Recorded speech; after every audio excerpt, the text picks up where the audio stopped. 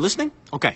Basically, there's this guy named William that moves from England to a town called Oregon with his wife and 3 kids. That meets this guy named Henry. And the two of them form a friendship and start a family diner in Pizzeria called Fredbear's Family Diner. Now the money is tight, so to save on cash, Henry come up with these animatronic mascots that can be cranked up into work as suits. Seems pretty smart, right? Rhyme, dummy! See, if the spring locks get loose on these suits, they turn back to animatronics and crush the person in them. Anyway, getting ahead of myself here. Basically, this William guy's bad news. See, one day, Henry's dad at Charlie's having a birthday party at the diner. The other kids are mean though, and they lock her outside. What does William do when he sees this? A freaking drags her into the alley and kills her. That's what he does. Now, Henry built this safety puppet to watch over his dad, but the puppet was stuck inside a box when this was happening. When the puppet gets out, goes out to try and protect her, but it's raining, so the freaking animatronic breaks down too. So what happens is that Charlie's spirit actually inhabits the animatronic puppet. And buddy, that is just the tip of the iceberg. See, William's oldest son is a real face to his human son, Even. On Evan's birthday in 1983, go to the diner, and Henry actually shoves Even into Fredbear's mouth. Freaking crazy, right? So the spring locks fail and Fredbear chomps Evan's head, putting him into a command and killing him a few weeks later. This here is the breaking point for William. The guy starts putting on a spring bunny animatronic sword and using it to lure kids into the back room. Once he gets them back there, freaking kills them. He does this 5 times before getting caught. Thing is, though, nobody can find the body, so William gets let off the hook. As it turns out, hands the buddies inside the animatronics. Not Charlie, since her spirit is inside the puppet. She starts putting the kids' spirits into the animatronics they were stuffed in. So right now, the puppet, Chica the chicken, Bunny the bunny, Freddy Fazbear, Folks the Part 8, and Underskull and Freddy Fazbear, and original Fredbear all have the ghosts of children in them. After this missing children incident, William gets fired from his own company. That doesn't stop him though. His new soul company, After Robotics, to work for the sister company called Circus Baby's Pizza World. There, William starts making these robots that are designed to kill kids. Crazy, right? Well, as it turns out, William figured out how to be immortal. See, when kids die, they produce this material called remnant. You can basically use this remnant stuff to keep your soul inside of something. William figures this out after killing those first 5 kids, so now he starts trying to use it for his own good. Problem is, even though his youngest son is dead and his oldest son has moved out, William still has his daughter Elizabeth with him. William makes this really cool animatronic called Circus Baby who can dance, sing, make us scream, and do a whole bunch of other cool stuff. But his daughter Elizabeth gets too close to Baby, and her capturing mechanism activates. So now 2 of William's 3 kids are dead by his own hand. William pretty much loses it here.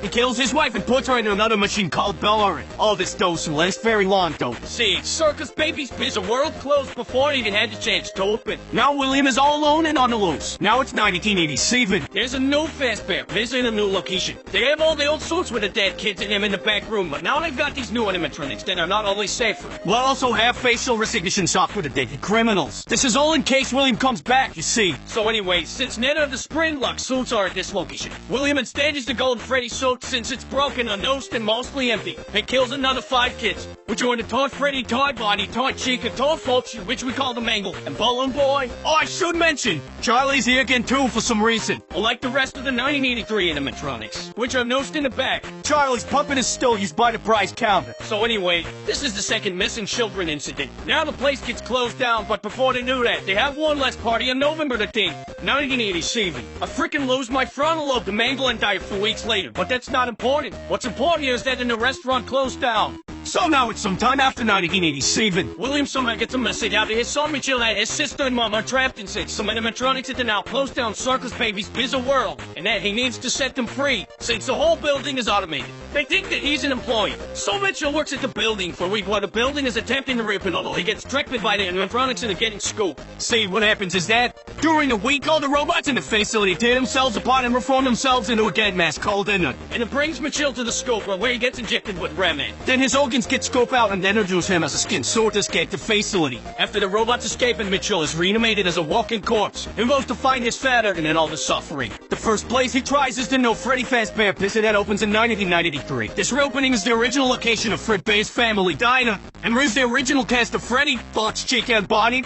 They even refit Golden Freddy, but they never use him. Since Mitchell was blacklisted after getting his brother killed, he used a fake name, Mike Skimmett, to get a job at the no place. However, after a week of working, with all the animatronics trying to kill him, thinking that he's his father, he gets fired and the place shuts down. Mitchell wouldn't find William until 2023 with Fazbear Fright, but before that happens, we need to talk about what happened to William. See, William just come back to the original location and knows that the kids all live inside the animatronics, and he can't have that, so he goes to the building after it's being shut down to try and dismantle them. See, all Fazbear locations include a hidden room that is off the map and invisible to animatronics for storage. Also for spring lock, failing victims to bleed out and so that the children don't see. William hides in this room, coming out to dismantle the animatronics until he tears down all 5 of them. However, once he does this, the ghost manifests and attack William, forcing him to hide in the old spring bunny suit that's been rotting in the room since 1983. And puts it on and lets it down, but the spring locks fail and he gets crushed. Since William has been injecting himself with Remand for years, and come back to life after getting crushed inside his sword, doesn't have any will of his own, being locked in the room on 2023. In 2023, an amusement park opens up a scary attraction called Fazbear Fright, which was a bunch of old Fazbear artifacts from the old locations. As a horror attraction, they find this old spring bunny suit in a hidden room and transport him to Fazbear Fright, where Michael is working. This is the moment he's been waiting for. After a week of working at the location, Michael used the fall they're wearing in the building as an excuse to set fire to it, killing William once and for all and freeing the remaining trapped souls, who have also been haunting Michael for the week he was working there. Or so he thought. As it turns out, William survives the fire, rebuilds the parts of it that were destroyed with the leftover parts in the building, and escapes to kill some more. Now we have the puppet and William all off on their own in the whip. And it gets tired of Elizabeth controlling them, so they kick Elizabeth out. And she rebuilds herself as a new version of Baby. Now call it Scrap Baby. And then dons a new mask and calls themselves Molten Freddy, who also happens to have the spirits of the 5 children from the toy animatronics in it now. This is where Henry steps in. Once Henry learns of the suffering that has been happening, and develops a plan to bring all the animatronics back to one place so he can destroy and free them all, and creates an animatronic called Lefty, which is to capture his data. When Michael finds out about all this, he goes to the new fake misery and brings all of the animatronics back together. Once they are all there, Henry locks the building and burns it all down with himself, and Michael's still in it, freeing the remaining souls of Elizabeth, Charlie, William's wife, and the remaining children inside of Molten Freddy. After this, William's soul is sent to hell, where the souls of the children he daughter get to daughter him for all eternity. Or so they think.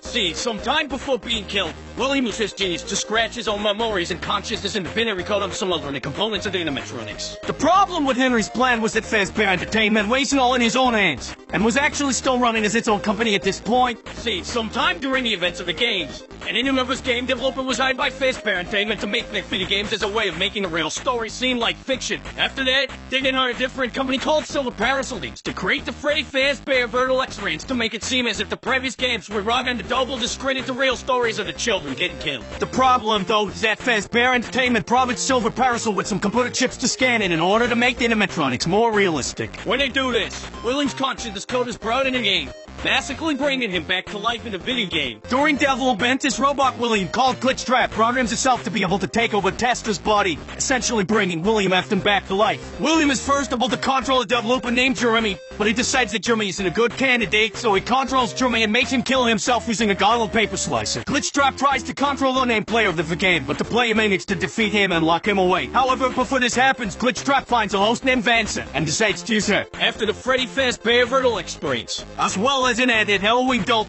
Fazbear Entertainment and commissioned the creation of a gin mall called the Fazbear Megapixelplex. During the time that the Megapixelplex was running, multiple animatronics were switched around and the tragedy started again. But before we go into the events that transpired there, we have to talk more about Vanessa and another individual known as Patient 46. Patient 46 to be a tech-savvy genius, but is also at the same time a chill. And how they are treated and referred to by the various topics that we hear their sessions from? Well, it's clear that Patient 46 and Vanessa to different people.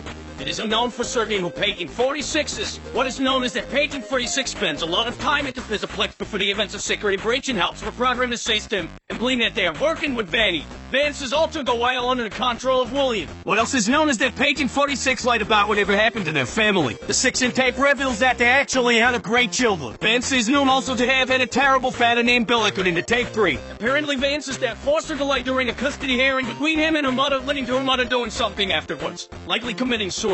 Anyway, the events preceding Security Breach include at least 9 more missing people, likely all children, as well as multiple missing therapists who were likely killed by Vanny. At some point, Bonnie the Bunny is replaced by a new animatronic named Montgomery Gator. This happens following a night where Bonnie went down to Monty's golf course and then was unseen afterwards. Many speculate that Monty may have killed Bonnie or dismantled him in order to make his way into the main cast, but we do not know for sure. What we do know, however, is that Monty took over Bonnie's role in the main cast. Rook and Wolf, another new animatronic, also took over Folk's role, but there's no given explanation for this.